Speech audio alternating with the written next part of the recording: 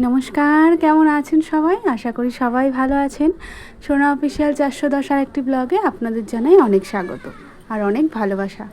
আশা করি সবাই সুস্থ আছেন আর আমিও আজকে খুব ভালো আছি।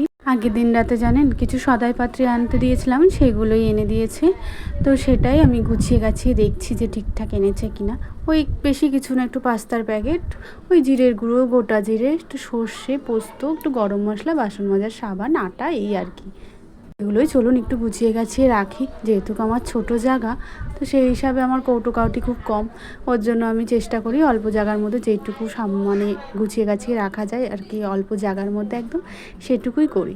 এইগুলো গুছিয়ে গাছিয়ে নিয়ে একেবারে ঢুকবো রান্নায়। একটু চিকেন এনেছে, তো কয়দিন ধরেই আমার মনটা বেশ চিকেন চিকেন করছিল। বেশ ভালোই লাগে, বেশ মাছ টাছ খাওয়ার পর মাসে একবার হলেও চিকেন বা 2-3বার চিকেন আমরা বেশ খাই। মটনটা মাসে একবার হবেই। চলুন আর বেশি কথা বাড়াবো না, এদিকে অনেক বেলা হয়ে যাচ্ছে।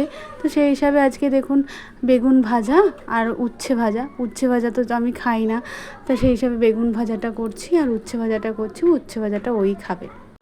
বেশ কিছুদিন ধরে ঝিঙে পড়ে রয়েছে, তো ঝিঙেটা এখন কি জানি আমার মুখে একটু ভালো লাগে না। হ্যাঁ, এই অবস্থাতে এখন মনে হয় কি, আগে বেশ ভালো খেতাম, প্রায় ঝিঙে পোস্ত, ঝিঙে ভাজা খেয়ে নিতাম, কিন্তু এখন একটু ভালো লাগে না। তো যাই হোক, আজকে একটু ঝিঙে পোস্ত করলাম, যেহেতু পোস্ত এনেছে, ঝিঙেটা নষ্ট করব, সেসব একটু পোস্ত করলাম। এদিকে ঝিঙেটা হতে হতে আমি একটু বেগুন ভাজা দিয়ে ঘি দিয়ে আর লঙ্কা দিয়ে ভাত খাচ্ছি। বেশ ভালো লাগে আমার, জানেন, এরকম ঘি ভাত দিয়ে ভাত খেতে। তো যাই হোক, ভাত টাত খাওয়ার পর না মাংসটা করে নেব। আজকে ভাবছি মাংসটা বেশ পাতলা করে ঝোল করব ধনেপাতা দিয়ে। হ্যাঁ, এর আগে মেজদি বেশিরভাগ কারি টারি করে, আর আমিও করি মাঝে সাঝে, কিন্তু বেশ কিছুদিন হলো এরকম মাংসর ঝোল খাইনি। তো বড্ড ইচ্ছা করছে, তাই সেটাই বানাবো আজকে।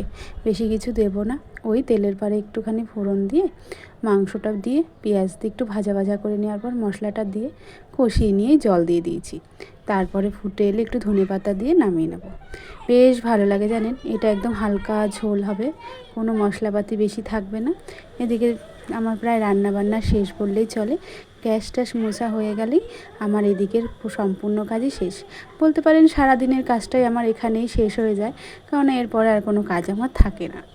আজকে যেমন একটুখানি ধরুন ওই আগের দিনকা মাকে দিয়ে না কিছু জামা কাপড় কাচিয়ে নিয়েছি। ওই আমার না আর কি, আমার হাজব্যান্ডের, যেহেতু আমি কোথাও যাই না, সেমন জামা কাপড় আমার এখন হচ্ছে না। আর সেই হিসাবে ও তো প্রত্যেক দিন কাজে যায়, আর বড্ড নোংরা হয় ওর জামা কাপড়গুলো। সেই হিসাবে ওর জামা কাপড়গুলো মাকে দিয়ে একটু কাচিয়ে নিলাম, যেহেতু ও সময় পাচ্ছে না, রাশের প্রচণ্ড চাপ কাজের। সেই হিসাবে মাকে দিয়ে বললাম যে তুমি ওর গেঞ্জিগুলো অন্তত কেচে দাও।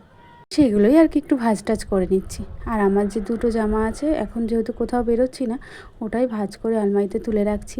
আলমারিটা আমার বড্ড প্রিয়, জানো, এই আলমারিটা খুব ভালো লাগে আমার। আমার হাজব্যান্ডই বানিয়ে দিয়েছে যদিও বা।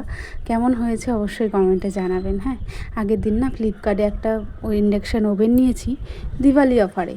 আসলে ফ্লিপকার্ট থেকে অনেক কিছুই আমাদের নেওয়া হয়, তাই এবার একটু ইন্ডাকশানটা নিয়েছি। কেমন হয়েছে, আর কোনো দিন আমি তো রান্না করিনি, তাই ভাবলাম সিমুইটাও অনেক দিন ধরে পড়ে রয়েছে, ফ্রিজে দুধ আছে, একটু সিমুইই বানিয়ে ফেলি। বেশ 5 মিনিটও হয়ে গেল, আমি তো ভাবতেই পারিনি এত তাড়াতাড়ি হয়ে যাবে। তো যাই হোক, আজকের ব্লগটা আমি এখানেই শেষ করব। তোমরা বেশ ভালো থেকো, সুস্থ থেকো। দেখা হবে আবার একটা ভিডিওতে। যদি ভিডিওটা ভালো লেগে থাকে অবশ্যই লাইক করতে ভুলো না, সাবস্ক্রাইবটা করে দিও।